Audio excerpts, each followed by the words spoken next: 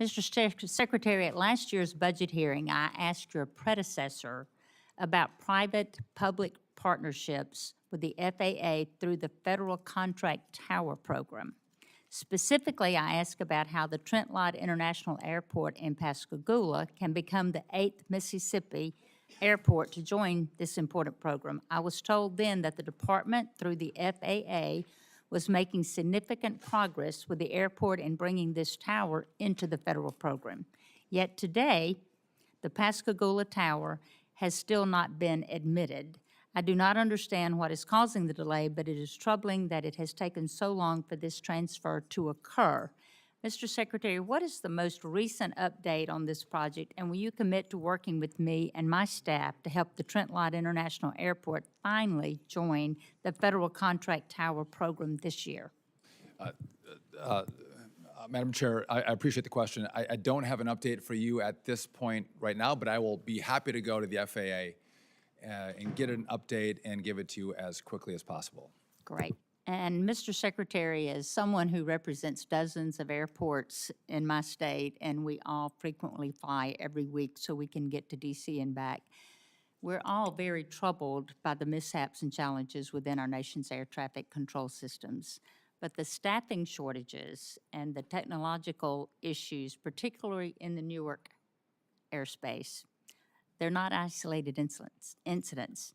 And these have been happening across the country, and they highlight a system that is under tremendous strain. But in many cases, the technology is outdated and simply cannot meet the demands of the aviation system. A perfect example is the use of the radar systems from the 70s and the times that you've held up the floppy disk and said we have to order things off of eBay to repair. It's pretty alarming.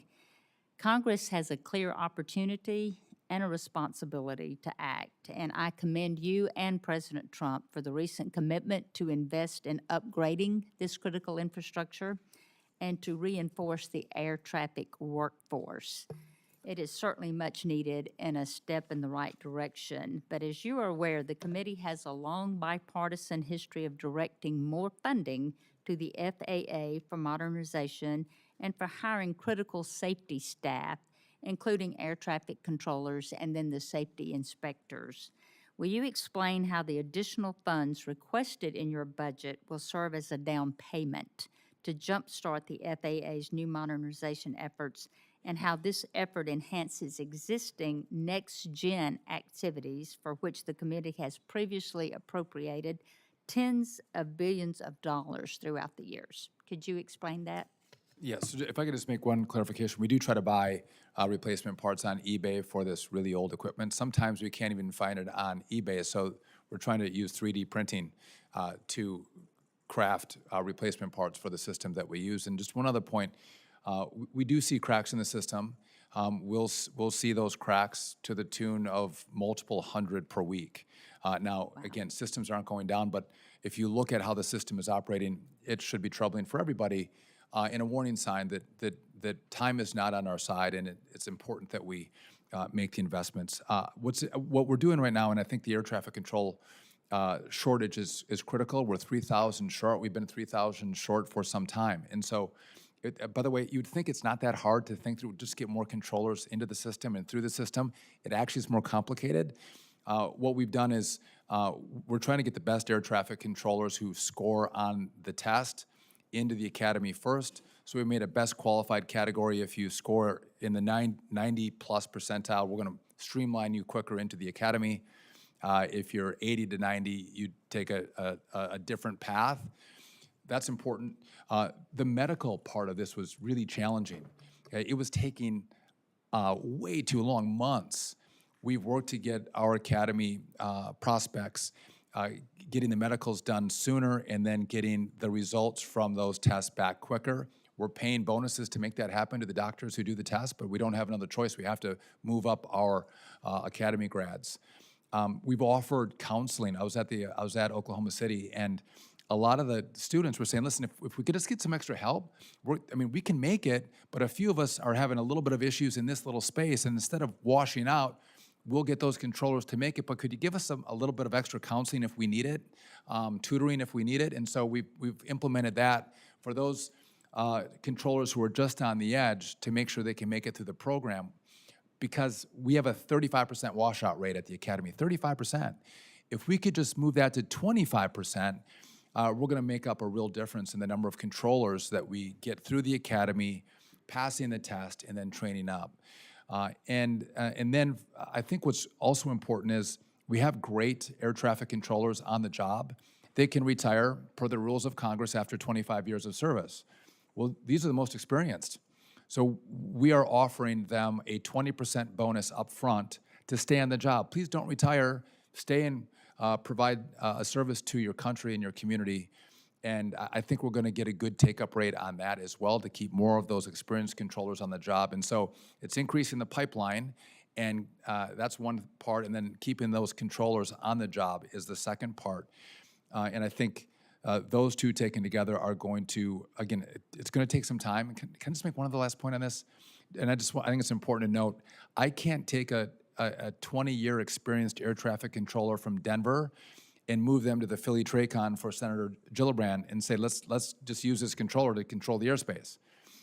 Because that really great controller from Denver has to get trained up on the Newark airspace, and it can take them upwards of a year to get trained specifically on that airspace. So I just can't move controllers around and address the shortfalls that we have in certain TRACONs or towers. It takes time. And even training up more controllers, once they're out of the academy, it takes a year to 3 years to get them fully trained. And so this is going to be a longer process, and all of us working together to have some vision is going to be what's key to resolving this in the next 1, 2, and 3 years. Thank you, and thank you for that forward thinking and the ways that we can extend that. I want to talk briefly about the Air Traffic Collegiate Training Initiative, since we were talking about that. And, I've spoken to you several times about my work in Mississippi to help boost aviation workforce, so critically important. And the need in this field is obviously, as you're just describing, endless. But the FAA Air Traffic Collegiate Training Initiative, in partnership with select colleges and universities, has successfully taught the basics of the air traffic control to qualified students, which allow them to quickly progress through the FAA Academy. What can this committee do to help the additional schools into the ATCTI program to help increase the number of the ATC staff? And would that require also expanding capacity for the FAA Academy?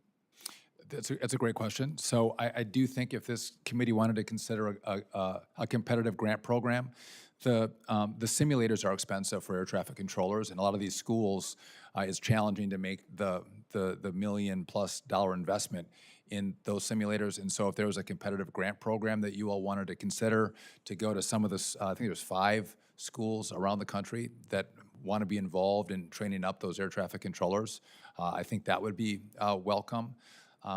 What's also it's been hard.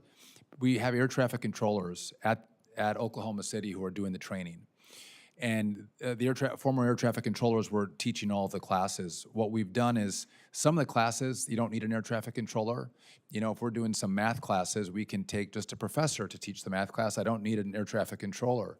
So we're going to bring in professors to teach classes that professors can teach.